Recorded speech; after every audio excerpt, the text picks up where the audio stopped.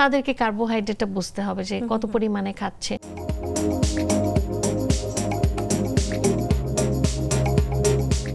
সারাক্ষণ খেলছে, দৌড়াচ্ছে, পড়াশোনা করছে, সব কিছুই তার মধ্যে চলছে এবং তার যে গ্রোথটা সেটাও খুব দ্রুত হচ্ছে। সেই ক্ষেত্রে তাকে বাড়তি করে আসলে কীভাবে কি দেয়া যায় তার পুষ্টি গুণাগুণ, তার নিউট্রিশনটাকে আমরা যদি ব্যালেন্স করতে চাই? খুব ভালো প্রশ্ন। 5 বছর থেকে 16 বছর পর্যন্ত বা 18 পর্যন্ত যদি ধরি, ডিমান্ড তো অনেক বেশি থাকবে।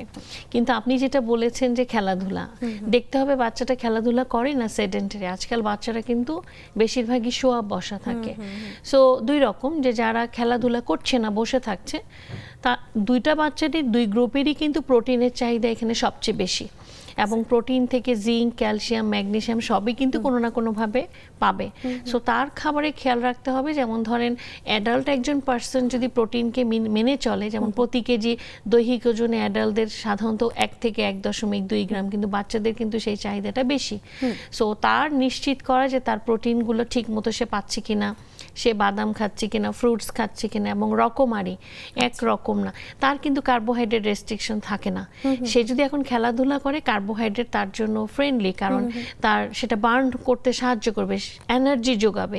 ধরেন কোনো বাচ্চা খুব বেশি খেলাধুলা করে, সে কার্ব কম খেয়ে প্রোটিন বেশি খেলে কিন্তু প্রোটিনটা এনার্জির জন্য ব্যয় হবে বেশি, সে কিন্তু তাহলে গ্রোথ ডেভেলপমেন্টে তার প্রোটিনের ঘাটতি থাকতে পারে। এটা একটা। দ্বিতীয়ত হচ্ছে, যে বাচ্চাগুলো শুয়ে বসে থাকে তাদেরকে কার্বোহাইড্রেটটা বুঝতে হবে যে কত পরিমাণে খাচ্ছে। তাদেরকে ভাত, মানে রুটি, নুডলস, আলু সবই তো কার্বোহাইড্রেট, একটু বুঝে তাদেরকে মেনটেন করতে হয়।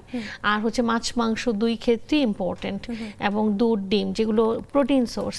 আর তেলের ব্যাপারে বাচ্চাদের ক্ষেত্রে তো আমরা রেস্ট্রিকশন বলিনি, এমনকি এখন আমরা তো বলি যে একটু ঘি খাওয়াতে বাচ্চাদের, যাতে তার ব্রেন ভালো হয়, তার হাড়ের বৃদ্ধি মানে ভালো হয়।